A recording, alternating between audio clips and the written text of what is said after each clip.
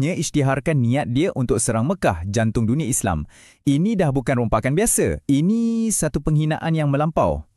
Bagi Salahuddin, cukuplah. Ini dah melampaui batas. Keangkuhan Reynald ni dah bagi dia sebab yang cukup kukuh.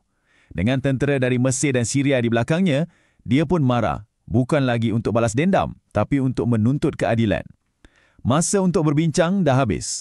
Medan pertempuran seterusnya, Hattin. Dan apa yang jadi kat sana? Bukan setakat pertempuran biasa. Ia satu kelas induk dalam strategi ketenteraan. Satu langkah bijak yang akan tentukan nasib Baitul Maqdis. Strategi Salahuddin ni memang licik.